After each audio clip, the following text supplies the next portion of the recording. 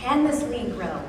And now I see op-eds that are like, the league is growing too fast. Are you surprised at all about the speed of this movement, or was there a tipping point that told you that we were going to be here this soon? Yeah, I think there was like a shout out for the GOAT here, Diana Taurasi. I think there was like a moment where there was the convergence of a lot of different things. People like Kristen Cook looking at investment in women's sports, the quality of our game, scaling our game a little bit. When I came in, I think we had 80 of our 240 games on national platforms. Now this year we'll have over 220. So if you build it, they will come. So I think it was just the confluence of all that, but really this investment by our corporate partners, investment of everybody now, like women's sports, a sub-asset class.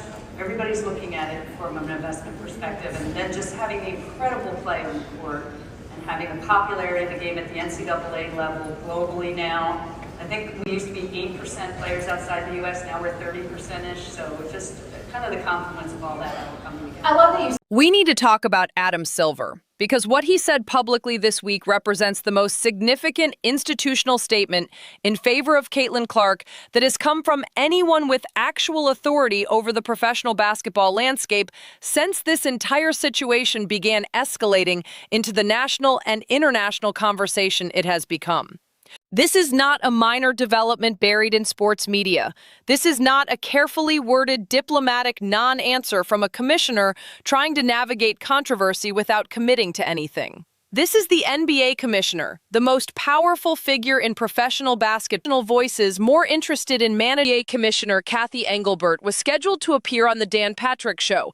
She did not appear. She stood up one of the most prominent and widely respected sports media voices in the country, a host who had already publicly and pointedly noted that even Adam Silver makes time to come on his program and answer the difficult questions that come with running a major professional sports institution. That absence, that specific choice not to show up in a forum where direct accountability questions were waiting, was itself a statement about how the WNBA's leadership has been managing its public obligations throughout this crisis period.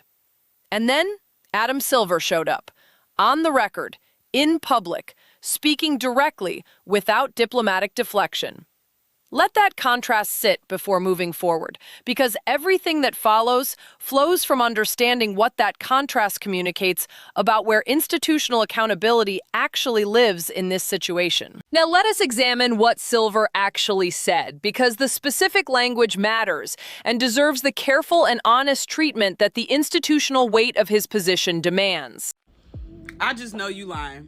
I know they lying. Kathy Engelbert was not planning to suspend Alyssa Thomas for incident involving Caitlin Clark until Adam Silver implored her to do so. Y'all, Adam Silver can't even control his players in the NBA. Like, beat it. You have Draymond, who's been out of control for years in that league, punching his teammate in the face, stomping on Sabonis' chest, literally doing the A-Town stomp on a grown man's chest, putting Rudy Gobert in a chokehold. Like, what are we doing?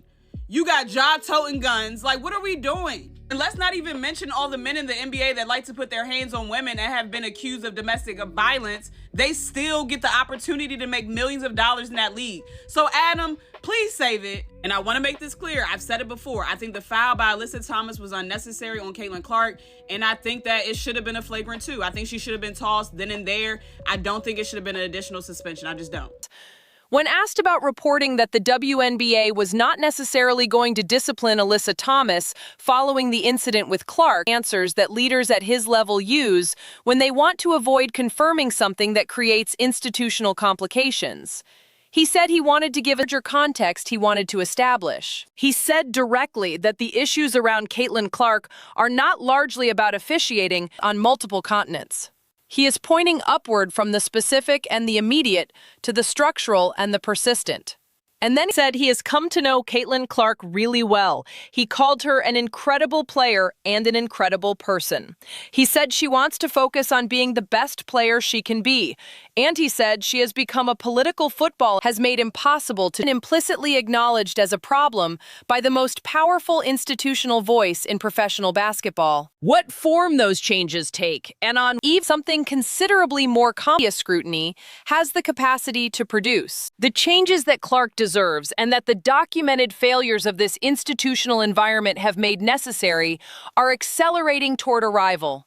Silver's statements this week moved that timeline, and the commissioner who stood up the Dan Patrick Show while Silver was speaking directly and honestly in a public forum needs to understand that the pressure is not diminishing, it is intensifying, and the most powerful voice in professional basketball is now on the record as part of it.